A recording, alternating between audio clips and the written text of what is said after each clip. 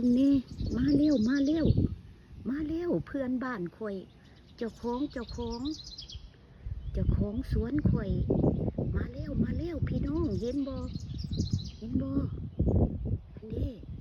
เต้นขยองขยงอยู่ข้างเตาปิ้งข่อยหันมาเร็วเพิ่นสิว่าอาหารเกิดแล้วมื้อนี้เห็นบ่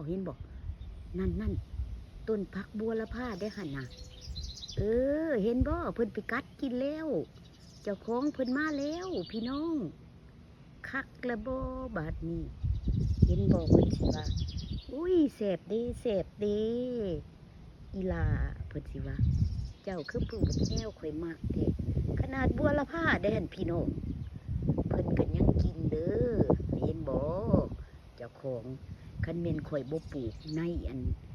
หมักทั่วหมักแตงบ่ลืมมีหยังอยู่ในอันถังขี้เหงื่อน่ะนะอยู่ในกระโหลกอยู่ในอันของปลูกผักค่ะนะแม่นเซ็ตมื้อนี้เห็นบ่มาแล้วมาตัวนึงแล้วจังหน่อยเพิ่นก็เอิ้นหมู่เพิ่นมาได้พี่น้องหมู่เพิ่นก็หลายข่อยเห็นตอน2-3 มื้อแล้วเห็น3 โตวพุ่นนี่ฮะก็มาโตวเดียวเด้อพี่น้องเด้อจังหน่อยเพิ่นก็เอิ้นพี่เอิ้นน้องเพิ่นมาเห็นบ่ข่อยว่าแล้วนะคันเจ้าของเพิ่นได้ยินแล้วโอ้ยแม่น